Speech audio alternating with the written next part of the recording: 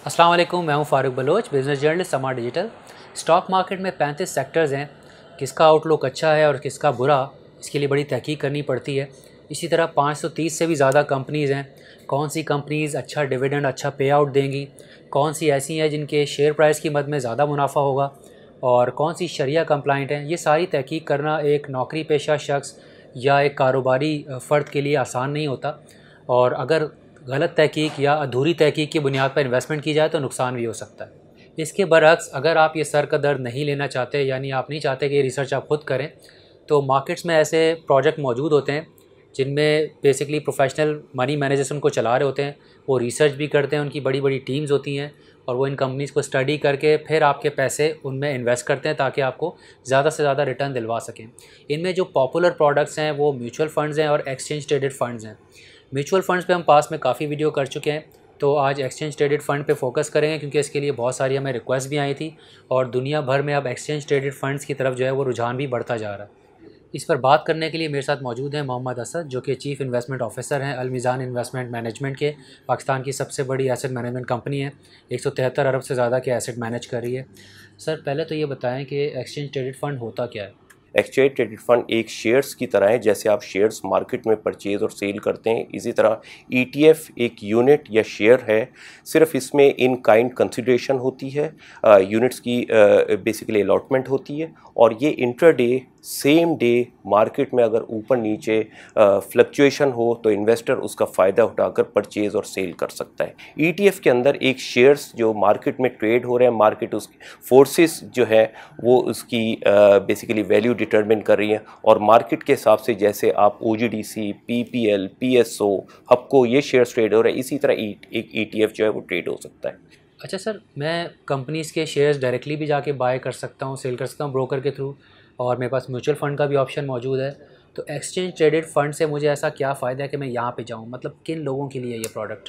इसमें आपको वाजे कर दूं कि बज़ाहिर तो ये एक शेयर है, लेकिन इसके ज़रिए आप फॉर एग्ज़ाम्पल जो हमारी बास्केट है मीज़ान ईटीएफ की तकरीबन 12 स्क्रिप्ट्स हैं। तो बेसिकली ये जो इंडेक्स की बास्केट है केएससी मीज़ान इंडेक्स, उस बास्केट का एक्सपोजर लेने के लिए या ये 12 स्क्रिप्ट्स एक साथ वन गो में आप इसका एक्सपोजर लेने के लिए या इंडेक्स की बास्केट का एक्सपोजर लेने के लिए आप स्टॉक मार्केट में ईटीएफ के ज़रिए बहुत आसानी से मार्केट में ट्रेड कर सकते हैं। और आपको इसमें सबसे बड़ा बेनिफिट ये है कि आप 12 स्क्रिप्ट्स लेने जाएंगे या बास्केट लेने जाएंगे तो इसमें बेसिकली ब्रोकरेज की कॉस्ट, इम्पैक्ट कॉस्ट, मार्केट की कॉस्ट, उसमें टाइम लग जाता है, रेट्स की फ्लक्चुएशन होती है। यहाँ आपको वन गो में विद एम्पल लिक्विडिटी आप आराम से परचेज और सेल कर सकते हैं। अगर मैं गलत नहीं समझाऊँ तो यानी मैं इन 12 कंपनीज़ के शेयर अलग अलग ख़रीदूँ और ऑब्वियसली इस पर जो मुझे फ़ी देनी है ब्रोकरेज की, उसकी निस्बत अगर मैं एक ईटीएफ में जाके उसके यूनिट ख़रीद लूँ जो कि इन्हीं सब को ट्रैक कर रहा है, तो ये मुझे सस्ता भी पड़ेगा एक लिहाज से।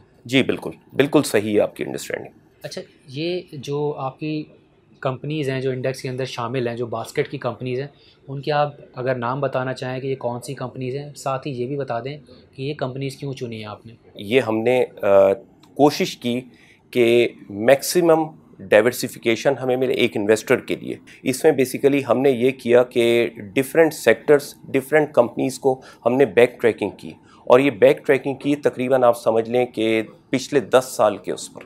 तो इसमें मार्केट के अप्स एंड डाउन्स दोनों साइकिल शामिल हैं। इसको हमने बैक ट्रैक किया और हमने ये निकाला ऐसे स्क्रिप्ट्स और ऐसा एक्सपोजर बास्केट ऐसी तैयार हो कि जिसमें इन्वेस्टर का रिटर्न जो है वो काफ़ी बेहतर हो। उसमें oil exploration companies, oil marketing companies, cement, आपको मालूम है कि आजकल कंस्ट्रक्शन के ऊपर गवर्नमेंट ने स्पेशली ये कोविड के हालात में पैकेज दिया है, तो सीमेंट के सेक्टर्स को हमने वेटेज दी। फिर इसके अलावा हमने फार्मा का रखा एक्सपोजर, क्योंकि करेंसी पाकिस्तान की आपको पता है कि थोड़ी सी स्टेबिलिटी आई है।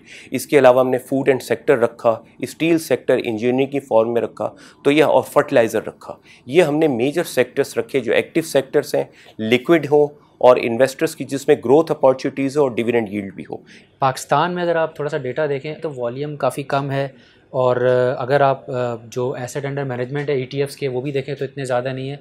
क्यों क्लिक नहीं कर पा रहा है? आपको लग रहा है कि लोगों का रुझान नहीं है, अवेयरनेस नहीं है, क्या वजह है? पाकिस्तान में ईटीएफ्स का वो टेक ऑफ क्यों नहीं नज़र आ रहा? देखें, ये तो पहला साल है अभी। ये इस महीने हमें 8 महीने हो जाएंगे ईटीएफ लॉन्च किए हुए और इसके लिहाज से आप अगर वॉल्यूम देखेंगे, डेली वॉल्यूम एवरेज कोई तकरीबन 40,000 से 50,000 ETF के यूनिट्स या शेयर्स डेली ट्रेड होते हैं। तो ये एक अच्छी प्रोग्रेस है और आहिस्ता आहिस्ता बतदरीज साइज़ में भी ETF का साइज़ बढ़ता जा रहा है। एक्चुअली किसी भी प्रोडक्ट में जब कोई नई लॉन्च होती है उसमें शुरू में टाइम लगता है, और ETF क्योंकि दुनिया में तो डिफरेंट किस्म के ETFs हैं, एक्विटी बेस्ड ETFs हैं, फिक्स्ड इनकम बेस्ड ETFs हैं, करेंसी बेस्ड ETFs हैं, गोल्ड बेस्ड ETFs हैं, कमोडिटी बेस्ड ETFs हैं। पाकिस्तान में क्योंकि पहला कंसेप्ट है, अभी एक्विटी के ऊपर फोकस है, आइंदा हमारी कोशिश है कि इसमें दूसरे जो सेक्टर बेस्ड या इसके अलावा fixed income based, Islamic fixed income based, उनकी तरफ काम किया जा सके। तो आहिस्ता आहिस्ता मुझे लगता है कि जैसे जैसे इन्वेस्टर्स की अवेयरनेस बढ़ेगी, और आज हम ये आपसे सेशन कर रहे हैं, इससे इन्वेस्टर्स को काफ़ी आगाही होगी, और ये मेरे ख्याल में ऐसे सेशंस अगर कंटिन्यू रहे तो आप देखेंगे कि इसका साइज़, वॉल्यूम आपको बतदरीज बेहतरी नज़र आएगी। अच्छा, ये बताएं कि ETFs के अंदर क्या कंडीशंस हैं, कोई मिनिमम इन्वेस्टमेंट की शराइत हैं?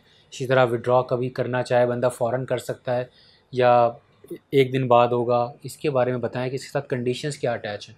देखें, इसमें कोई कंडीशन नहीं है, बल्कि हमने तो इसका साइज़ बहुत नॉमिनल अमाउंट से रखा है। 500 यूनिट्स या शेयर्स की फॉर्म में आप परचेज़ कर सकते हैं, जो कोई तकरीबन 5-6 हज़ार रुपये वैल्यू के करीब बनता है, और इसमें कोई रिस्ट्रिक्शन नहीं है। आप इसी तरह जैसे मार्केट में एक शेयर परचेज़ करते हैं, सेल करते हैं, उसी तरह आप ब्रोकर के पास अकाउंट खुलवाएँ और इसमें ETFs में जाकर शेयर्स की परचेज़ और सेल कर सकते हैं। There is no restriction. इसमें ETFs में कोई मैनेजमेंट फ़ी वगैरह है या फिर जो ब्रोकर की होती है वही होती है? नहीं, ETF के अंदर फ़ीस है, लेकिन compare to mutual fund relatively fees कम है। यहाँ ज़ाहिर बात है मैनेजमेंट फ़ीस जो है कोई तकरीबन 0.5% है।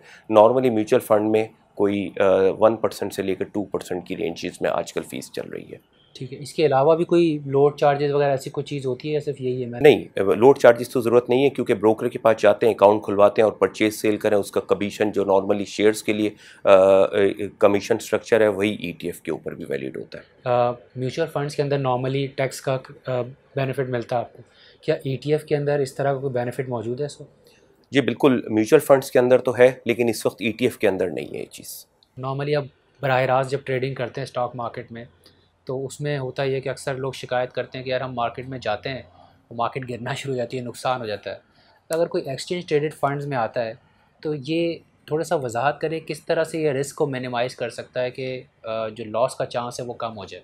स्टॉक मार्केट तो देखें रिस्क का नाम है, लेकिन अगर आपको लग रहा है इकोनॉमिक हालात बेहतर हैं और वो लॉन्ग टर्म उसका होल्डिंग पीरियड है और रिस्क एपिटाइट उसकी मौजूद है, तो जिस तरह वो शेयर्स के अंदर इन्वेस्टमेंट करता है, इस तरह ETF के अंदर भी बेसिकली स्टॉक मार्केट का ही एक्सपोजर है, उन कंपनीज़ का एक्सपोजर है जो आगे डिविडेंड देती हैं, जिनकी ग्रोथ मौजूद है। तो इसलिए अगर उसका ख़ास तौर पर इन्वेस्टर को ये ज़रूर देखना चाहिए कि बेसिकली उसका होराइज़न अगर लॉन्ग टर्म है और आगे इकनॉमिकली आपके हालात बेहतर जा रहे हैं, आउटलुक पॉजिटिव है, तो मेरे ख्याल में फिर उसमें एक्सपोजर लेने में कोई हर्ज नहीं है। उनका ये ज़रूर देख लें, रिस्क एपिटाइट देख लें, रिस्क डिस्क्लेमर को ज़रूर पढ़ लें, ऑफरिंग डॉक्यूमेंट का मुताला कर लें। लेकिन बहरहाल जिस तरह स्टॉक मार्केट में आप एक्सपोजर लेते हैं आपको रिस्क होता है, लेकिन लॉन्ग टर्म परस्पेक्टिव से आप देखें स्टॉक मार्केट का तकरीबन 15-20 साल का एनुअलाइज रिटर्न जो है वो कम से कम 20% रहा, despite ups and downs. 2-3 cycle इसमें डाउन के भी आए और काफ़ी स्टॉक मार्केट 2008 का क्राइसिस आया, 2017 से लेकर 19 तक का आया, तब भी एनुअलाइज रिटर्न अगर 15 से 20 साल का देखा जाए तो हमारा 20% के करीब है स्टॉक मार्केट का। और यहाँ तो एक सबसे अच्छी चीज़ ये है कि ETF के अंदर जो बास्केट है वो बहुत अच्छे स्क्रिप्ट, सिलेक्टिव स्क्रिप्ट देख कर रखी गई है, ट्रैक रिकॉर्ड देख कर किया गया है। तो लॉन्ग टर्म होराइजन की बेसिस पर हमें उम्मीद है कि इन्वेस्टर को अच्छा रिटर्न मिलेगा।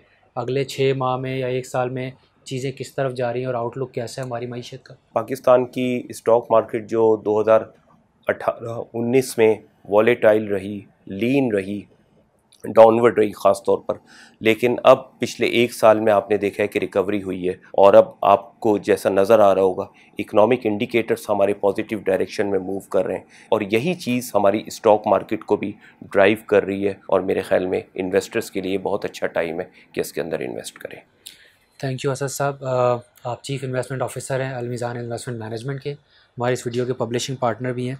इस वीडियो का मकसद आपकी आगाही है ताकि एक्सचेंज ट्रेडेड फंड्स जो हैं वो आपको समझ में आ जाएं और इसका हरगिज़ ये मतलब नहीं है कि आप इसको मशवरा समझ लें और अपने तौर पर जो भी हमने इन्फॉर्मेशन दी उसकी आप तस्दीक कर लें किसी भी किस्म की इन्वेस्टमेंट करने से पहले। और इस वीडियो के हवाले से जो आपका फ़ीडबैक है वो हमें कमेंट्स, शेयर और लाइक्स की सूरत में दे सकते हैं।